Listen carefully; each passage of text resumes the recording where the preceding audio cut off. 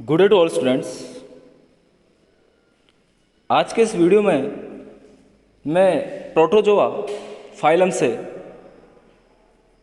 कुछ important multiple choice questions लेकर आया हूँ जो कि नीट एस्पायरेंट्स के लिए, पीजीटी एस्पायरेंट्स के लिए और असिस्टेंट प्रोफेसर जूलॉजी एस्पायरेंट्स के लिए काफ़ी इम्पोर्टेंट है।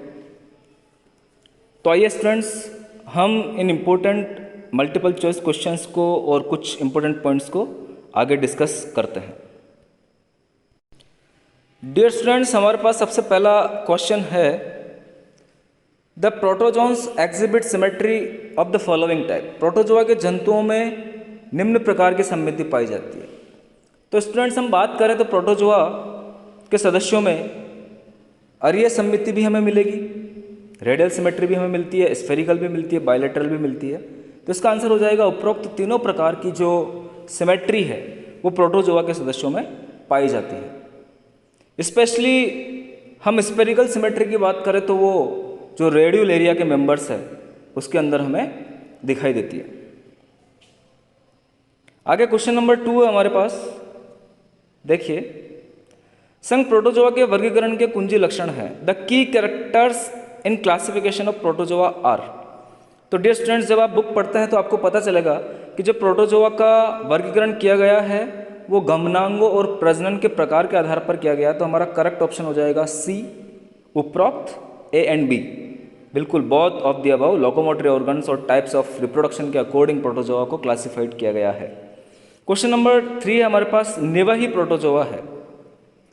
निवही प्रोटोजोआ की यदि हम बात करें डियर स्टूडेंट्स, यानी कॉलोनियल प्रोटोजोआ हमें यहाँ पर लगाना है, तो कॉलोनियल प्रोटोजोआ आपका वोल्वॉक्स हो जाएगा। करेक्ट आंसर आपका सी हो जाएगा। देखते हैं, हमें पता चल जाएगा कि वोल्वॉक्स जो है वो एक कॉलोनियल प्रोटोजोआ है। अमीबा नहीं होता, ऑर्सेला नहीं होता और प्लाज्मोडियम नहीं होता है, कॉलोनियल।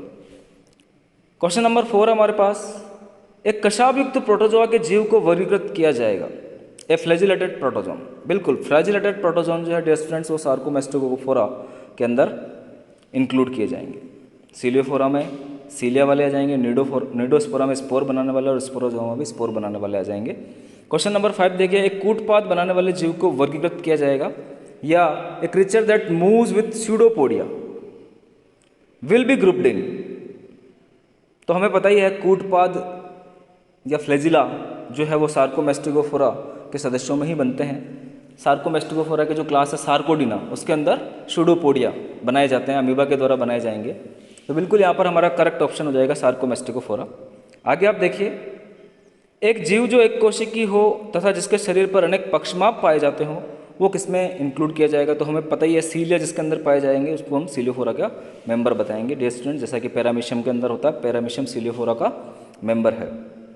बिल्कुल आप अच्छे से इसे याद करेंगे। A single cell creature bearing many cilia may be a member of the following taxon. बिल्कुल आपको याद हो जाना चाहिए। आगे हम देखते हैं डियर स्टूडेंट्स, हमारे पास क्वेश्चन नंबर 7 हो जाएगा। कुछ वैज्ञानिक प्रोटोजोआ के एक संज्ञा मानकर इसे ऊंचा दर्जा देते हैं। प्रोटोजोआ को एक संज्ञा मानकर इसको इससे ऊंचा का दर्जा देते हैं। तो उसका कारण क्या हो सकता है? पहला ऑप्शन हमारे पास, प्रोटोजोआ एक बहुत बड़ा संघ होता है, नहीं। प्रोटोजोआ के सदस्य बहुत विविधता लिए हुए हैं, नहीं।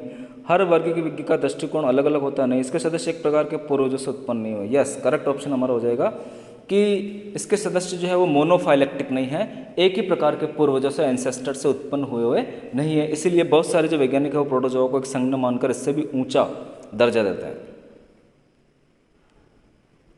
क्वेश्चन नंबर 8 की हम बात करते हैं। पंच जगत व्यवस्था में संघ प्रोटोजोआ को किसमें वर्गीकृत किया गया है? The kingdom of protozoa in 5 kingdom scheme of classification each. तो आप लोगों को पता ही है, प्रोटिस्टा में से रखा जाता है और प्रोटिस्टा के अंदर यूनिसेलुलर यूकैरियोट्स को भी रखा गया है। यूनिसेलुलर यूकैरियोट्स जो है वो प्रोटिस्टा के अंदर आ जाएंगे और यूनिसेलुलर प्रोकैरियोट्स जो है वो मोनेरा के अंदर आ जाएंगे। बिल्कुल आप यहाँ पर इस क्वेश्चन को भी क्लियर करेंगे कि यूनिसेलुलर प्रोकैरियोट किस में आते हैं तो मोनेरा में आते हैं, और यूनिसेलुलर यूकैरियोट किस में आते हैं तो प्रोटिस्टा के अंदर इंक्लूड किए जाएंगे। प्रोटोजोआ के गमनांग की यदि हम बात करें तो प्रोटोजोआ के अंदर गमनांग के रूप में आपके सीलिया भी मिलते हैं, फ्लैजिला भी मिलते हैं और स्यूडोपोडिया भी पाए जाते हैं। तो करेक्ट ऑप्शन हमारा डी हो जाएगा, कक्षाप, पक्षमाप एवं कूटपाद। निम्न एक परजीवी प्रोटोजोआ है। परजीवी प्रोटोजोआ में आप लगाएंगे डियर स्टूडेंट्स जियार्डिया।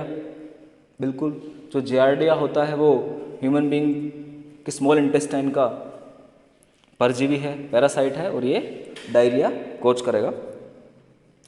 वोर्टिसिला फेकस नहीं होते हैं। प्रोटोजोआ के सदस्य होते हैं द्विकोरकी, देहवायुक्त, त्रिकोरकी, बिल्कुल इनमें से कुछ भी नहीं पाया जाता है प्रोटोजोआ के सदस्यों में, क्योंकि इनके अंदर प्रोटोप्लाज्मिक ऑर्गेनाइजेशन मिलता है और ना ये द्विकोरकी होते हैं, ना त्रिकोरकी होते हैं, ना ही देहवायुक्त होते हैं। बिल्कुल आप याद रखेंगे। परजीवी प्रोटोजोआ वर्गीकृत किए जाएंगे सिर्फ स्पोरोजोआ में, उन सभी वर्गों में जिनमें लैंगिक प्रजनन पाया जाता है, या स्पोरोजोआ निडोफोरा में। अब देखिए अगला ऑप्शन हमारे पास, यह वर्गीकरण का आधार नहीं है तथा सभी वर्गों में परजीवी उदाहरण देखने को मिलते हैं। बस ये वर्गीकरण का आधार नहीं है। Parasitic forms are found in all classes, सारी की सारी क्लासेस में पाई जाती है। And parasitism is not the basis of classification, parasitism जो है वो क्लासिफिकेशन का आधार या बेसिस नहीं होता है। क्वेश्चन नंबर 13 हमारे पास, the following is a free living protozoan. Free living protozoan को एग्जाम्पल आपको बताना, तो पैरामीशियम जो होता है वो फ्री लिविंग है, बाकी सारे जो है वो पैरासाइटिक फॉर्म से, ट्राइकोमोनास पैरासाइट होता है, लीशमानिया होता है, प्लाज्मोडियम होता है। मनुष्यों में रोग फैलाने वाला प्रोटोजोआ है जियार्डिया, मनुष्य में रोग फैलाता है, प्लाज्मोडियम फैलाता है, एंडोमेवा फैलाता है। तो ऑप्शन हो जाएगा हमारा डी, उपरोक्त तीनों ह्यूमन बींग में रोग फैलाते हैं। प्रोटोजोआ की स्वपोषी जाति का उदाहरण, बहुत इंपॉर्टेंट क्वेश्चन है, यूग्लिना जो है वो प्रोटोजोआ की स्वपोषी जाति है, क्योंकि यूग्लिना के अंदर क्लोरोप्लास्ट पाया जाता है और इसे हम भित्ति रहित कोशिका के नाम से भी जानते हैं।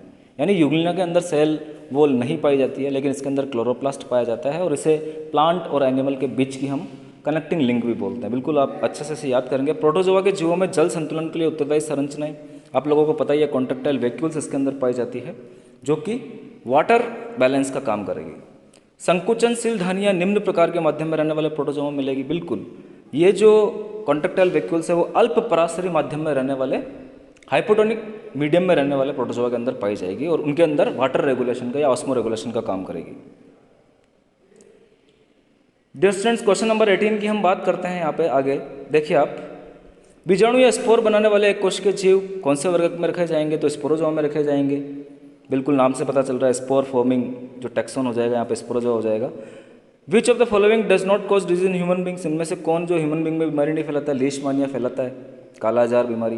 बैलेंटिडियम कोलाई जो है वो दस्त रोग फैलाता है, जियार्डिया दस्त का कारण बनता है। तो नोसिमा जो है वो रेशम कीट के उत्कों में पाया जाता है और पेब्राइन डिजीज वहाँ पर फैलाएगा। रेशम कीट के उत्कों में, टिश्यूज में पाया जाएगा और पेब्राइन रोग का कारण बनता है। तो ये मनुष्य में रोग नहीं फैलाता। नोसिमा आप याद रखेंगे डियर स्टूडेंट्स। आगे देखिए, जैव संदिप्त या बायोल्यूमिनेसेंट यूनिसेलुलर ऑर्गेनिज्म है, तो इसका उदाहरण नॉक्टिलुका हो जाएगा। बिल्कुल जिम्नोडियम और गोनियोलॉक्स भी आप दो एग्जाम्पल और याद रखेंगे यहाँ पर, नॉक्टिलुका, जिम्नोडियम और गोनियोलॉक्स। ये गोनियोलॉक्स, नॉक्टिलुका और जिम्नोडियम ये डाइनोफ्लैजिलेट्स होते हैं और इनके अंदर जैव संदिप्ति का या बायोल्यूमिनेसेंट का गुण पाया जाता है और ये जिस समुद्र में पाए जाते हैं उस समुद्र का पानी इनकी जैव संदिप्ति की वजह से या बायोल्यूमिनेसेंस एक्टिविटी की वजह से पूरा रेड कलर का हो जाता है। तो बिल्कुल आप अच्छे से इसे याद करेंगे। आगे कुछ इंपॉर्टेंट पॉइंट्स की अब हम बात कर लेते हैं।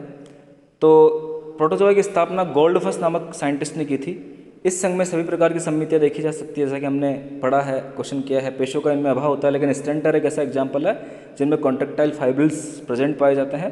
5 किंगडम सिस्टम में इनको प्रोटिस्टा में रखा गया है और इनके वर्गीकरण का आधार गमनांगों और प्रजनन की विधि है। ये हम क्वेश्चन आंसर में कर चुके हैं। 4 उपसंघों में इसे बांटा गया है। सबसे पहला है सार्कोमेस्टिकोफोरा, सबसे सरल प्रोटोजोन आ जाएंगे। इसके अंदर फ्लैजिला और सूडोपोडिया पाए जाते हैं।